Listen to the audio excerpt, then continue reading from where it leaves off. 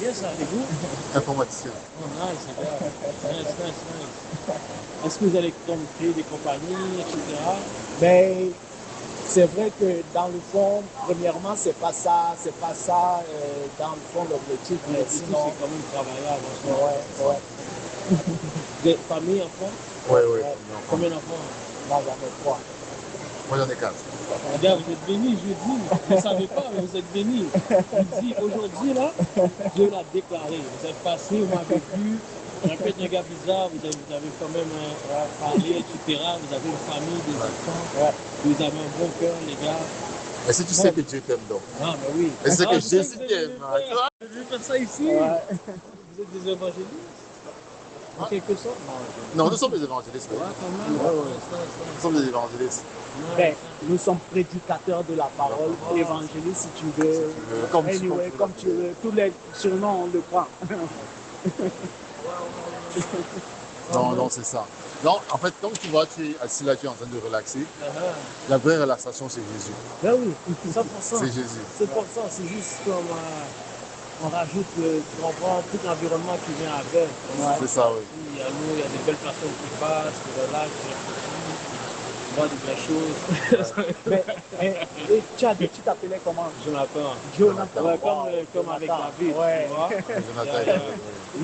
Le confident. Oui, Le confident de David. Celui dont David, avec son cœur, il s'est attaché à lui. Hein. Tout à fait.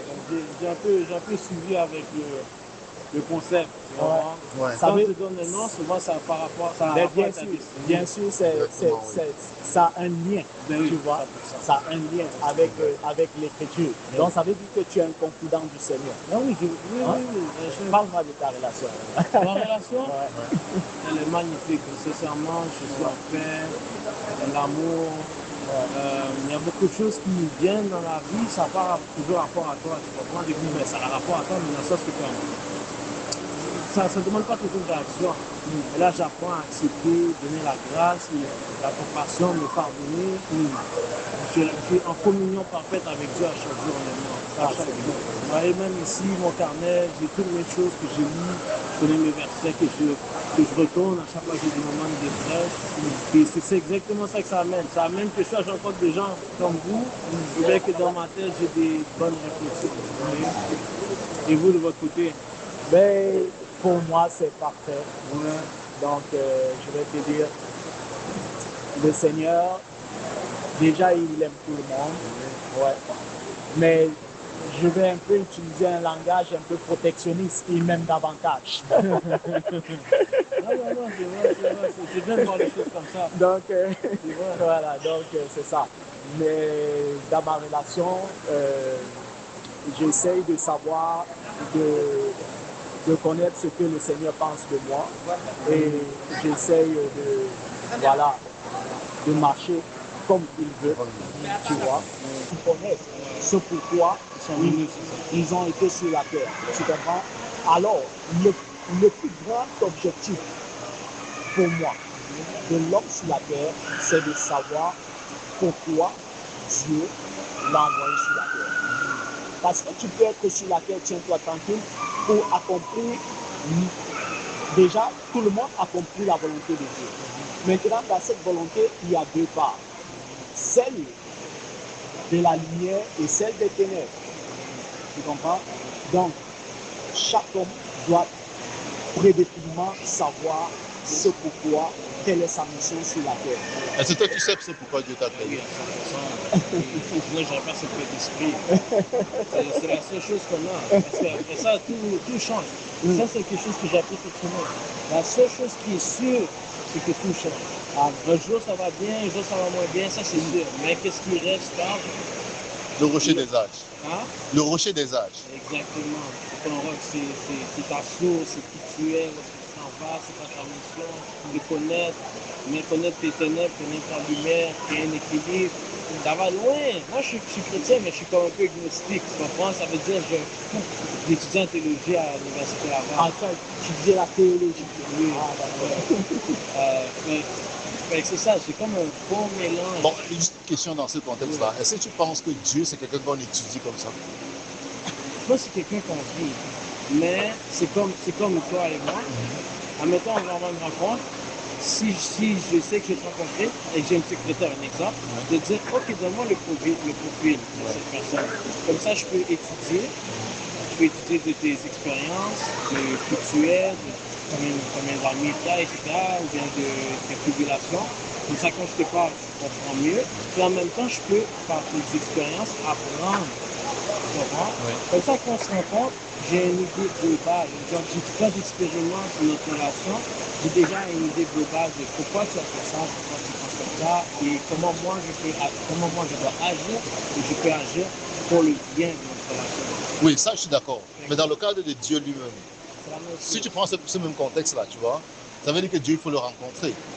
Puis c'est moi, tu me rencontres, on cause, tu examines et tout. Dans Dieu, ça se passe comment? Est-ce qu'on étudie Dieu en allant dans une école de théologie? C'est un mix des deux. C'est ça que je suis en train de te dire. C'est un mix des deux. C'est l'équilibre. C'est comme, tu l'expérimentes. Moi, je l'expérimente parce que on a tous le Saint-Esprit. Il n'y a rien qui se passe en ce moment que c'est pas orchestré civilement. Tu comprends?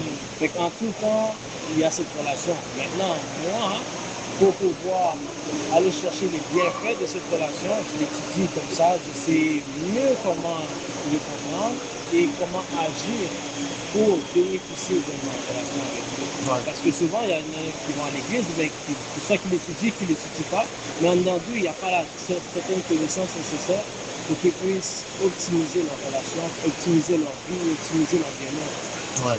En tout cas, ça veut dire que toi, tu connais bien la Bible. Oui. Voilà. Je prends un exemple simple. L'apôtre Paul. C'est quelqu'un qui maîtrisait la Bible. Ouais. C'est-à-dire, avant sa rencontre avec le Seigneur Jésus, il avait fait des études dans une école, l'école de Gamaliel. Il maîtrisait la Bible. Et qu'est-ce qu'il faisait après? Il a persécuté l'Église de Dieu. Ça peut te faire comprendre que toute étude humaine de Dieu conduit plutôt à la persécution. Pas toujours. Attends, toute étude humaine. Parce que la chair ne peut pas faire la volonté de Dieu. Tout ce qui est intelligence humaine est satanique. Mais quand l'intelligence est renouvelée, transformée par Jésus-Christ, à ce moment-là, ça porte des fruits pour Dieu. C'est ça la différence, tu vois? Véritablement. Tout ce qui est intellectuel, intelligence humaine est satanique. Mais tu vois qu'en ce moment, ça c'est l'intelligence humaine que tu fais. Ça s'appelle c'est oratoire. Tu mets une intonation, là maintenant, si moi j'étais pas stable, j'aurais dit comme moi, ok, mais c'est exactement ce que je viens de dire. En fait, la différence, c'est l'esprit qui a derrière, qui dirige mon intelligence. C'est-à-dire, moi qui parle maintenant, l'esprit qui dirige cela. C'est ça qui fait la différence. C'est pour ça que je dis, quand l'esprit qui dirige est voué par un esprit d'intelligence humaine qui est charnel, ça conduit à la mort. La preuve, l'apôtre Paul était le plus discipliné des élèves de l'école de Gamaliel. Mais qu'est-ce qu'il a fait? Il a persécuté les vrais chrétiens. Ok, mais qu'est-ce qui se passe aujourd'hui? Jusqu'à présent, on parle de lui. Oui. On va dire, oui, c'est vrai. Non, attends, on parle de lui pourquoi? Parce qu'il a été changé par le Seigneur Jésus. La chose, si tu vois, tu lis dans la Bible, tu vas voir que quand la lumière s'est frappée là, demain, il a sorti, il a commencé à prêcher que Jésus est le Seigneur. Mais les gens étaient surpris. Mais cet homme qui persécutait ces gens-là, comment ils croient? Parce que c'est par révélation qu'il connaît le Seigneur Jésus. Tu vois, ce n'est pas par une école ou par une étude. Les pharisiens, les sadducéens, tout cela, ils sont opposés à lui. C'est pourquoi tu vas voir aujourd'hui, tout le monde est convaincu qu'il connaît Dieu. Même les marabouts. Selon en l'âge, ce que je vais te dire, c'est très simple. Le Seigneur est entré dans une nouvelle saison. Et dans cette nouvelle saison-là, il veut faire ce qu'on dit en anglais, outpouring of the Holy Spirit. Ça veut dire qu'il peut déverser l'Esprit Saint parce qu'il est à la porte pour faire son entrée dans l'église, pour prendre son épouse. Maintenant, je vais vous dire, tu vois, on va aller loin là. Ok, cette nouvelle saison-là, elle s'appelle comment? Cette nouvelle saison, c'est l'église des temps de la fin. Ok. Non, 2026. Mais 2026, c'est quelle année? 2026? Oui. Elle représente quoi pour Dieu cette année-là? Qu'est-ce que tu veux dire, représente quoi? Ben, tu dis qu'on est dans une nouvelle saison, donc cette année-là, c'est une nouvelle saison. Non, je n'ai pas dit l'année, j'ai dit une nouvelle saison, c'est différent. Ça veut dire que ce n'est pas une année, c'est une période qui a commencé. Oui, mais pour que tu rentres dans une période, il faut que tu sais ça sur un temps. Tu me dis ça en 2026. Alors la période a commencé, donc on est en 2026. C'est quelle année 2026? En fait, peut-être que je ne comprends pas bien ta question. Je pense que tu n'as pas la réponse. Mais En ce moment, c'est l'année du cheval. Donc, et si on regarde dans l'Apocalypse, là, on va loin, là, wow. Si on regarde dans l'Apocalypse, dans la fin des temps, c'est quoi qu'on réfère pour parler de changement que Jésus revient? Des chevals. Il n'y a pas de cheval. Oui. Donc là, ça commence maintenant. Non, attends. Maintenant, si tu veux qu'on reparte sur cette base, rentrons donc dès le début. Je vais être très simple. Sur quelle base tu me dis que cette année, c'est l'année du cheval? Pour le mois bibliquement. Ok, mais c'est comme si je te dis, ça c'est jaune. Là, tu me dis, mais sur quelle base tu me dis c'est jaune? Pour le mois bibliquement. Mais ça c'est jaune. C'est scientifiquement jaune. Oui, c'est scientifiquement jaune, Donc, ça se voit. Qu'est-ce qui prouve donc que 2026, c'est... Oui. Et la spiritualité, qui fait que quand on regarde au niveau astrologique, parce que quand Jésus est né, il y avait des ramages qui sont venus nous rejoindre grâce aux étoiles, et que toutes les fois que Dieu a guidé souvent c'était grâce aux étoiles ou grâce à la nature. Si on retourne vers cette nature et cette science holistique et cette vérité profonde que Jésus nous a amené par sa conscience et que Dieu a amené déjà par son œuvre, parce que c'est ça la vraie vie, cette année c'est l'année du cheval. Ok, ça c'est pas ta science humaine, l'étude des étoiles, tu le prends où? C'est ma question reste toujours. Moi je peux dire la question. La Bible, si ce que je viens de te dire, c'est une science holistique et divine. Et tu me dis ça, c'est la science holistique. Ok mon frère, prenez soin de vous. Dieu va aller loin avec vous.